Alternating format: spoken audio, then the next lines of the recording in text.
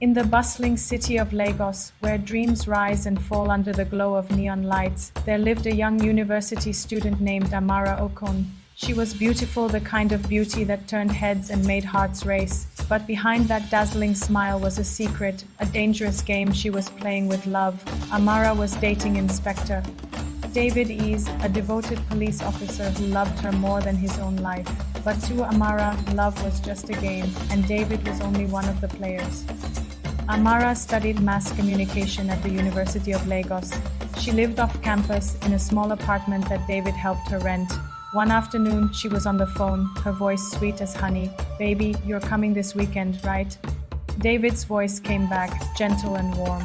"Yes, my love, I got a few days off duty. I can't wait to see you." She smiled. "Oh, you're the best. I'll cook for you." But as soon as she hung up, her phone beeped again. Another man's name flashed on the screen, Kelvin.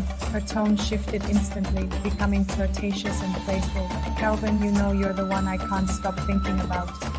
You see, David was the one paying her school fees, but Kelvin, a flashy club promoter, was the one taking her to all the high-end parties. When her friends asked about her double life, Amara would just laugh and say, "Why settle for one when you can have options?" She thought she was smart, playing the field and enjoying the best of both worlds. She had no idea how badly this game would burn her. Inspector David Ease was not just any man. He was kind, disciplined, and deeply, truly in love.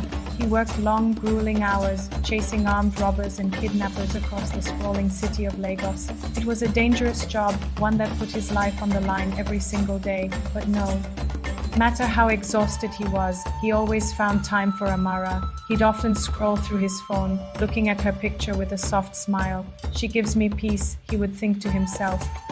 "After all the chaos in the world, she's my calm."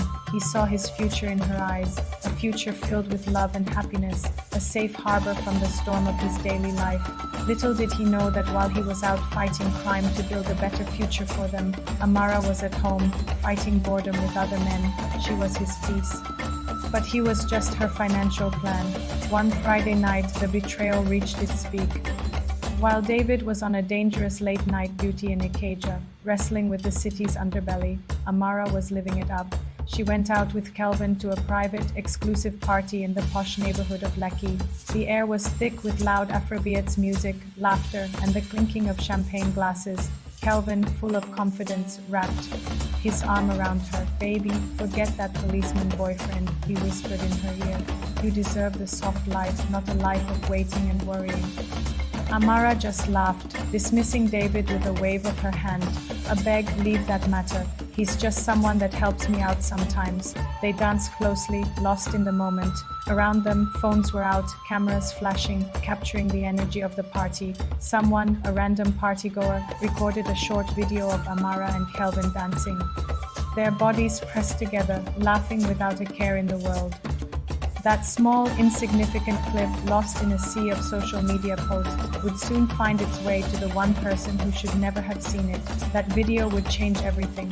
2 days later, the world came crashing down. David was sitting in his patrol car during a short break, the morning sun just beginning to warm the city. He was tired, but thinking of Amara brought a small smile to his face.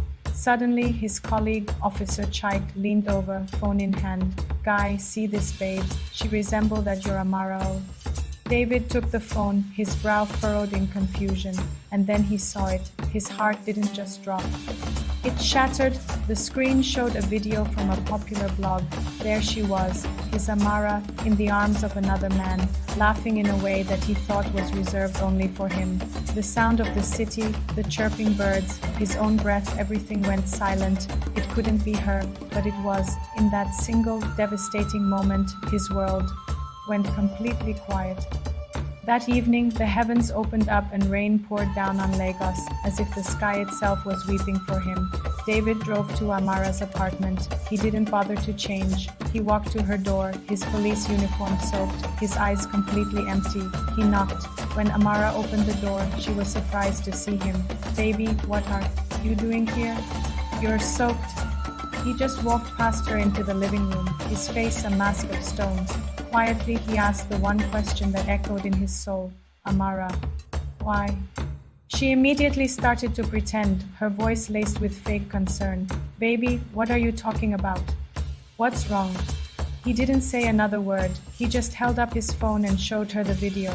The color drained from her face. She began to stammer. I can explain. It was just a party. He interrupted, his voice finally breaking, filled with a pain so deep it was terrifying. After everything I've done for you, I risked my life every single day, thinking I had someone, my someone, waiting for me at home.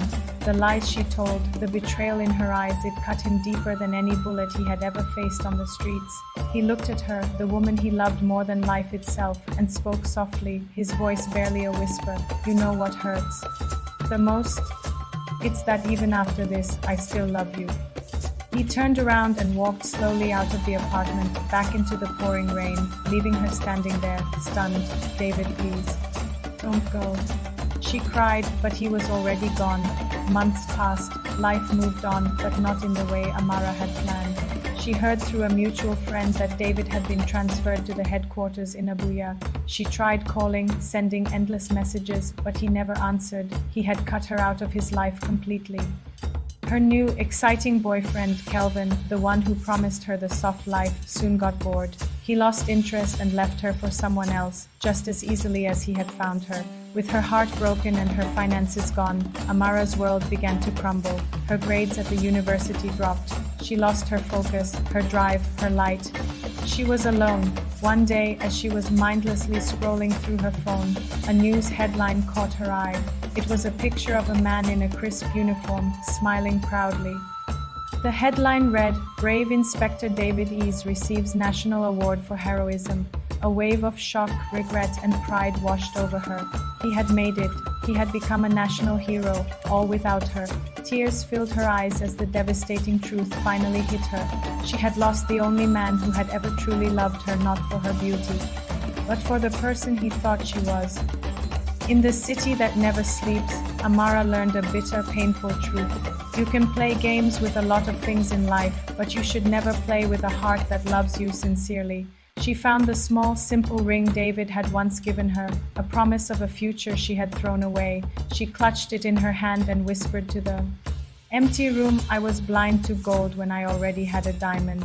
And so, under the warm glow of the Lagos sunset, another heart learned that betrayal never ends well. Because real love, the kind that is pure and true, once it's lost, it almost never comes back a second time. If this story touched your heart, make sure to subscribe to BuzzLoop African Stories. We bring you real emotions, powerful life lessons, and unforgettable tales rooted in African culture. Don't forget to like this video, leave a comment with your thoughts, and turn on that notification bell. We have so many more stories coming your way. Thank you for watching.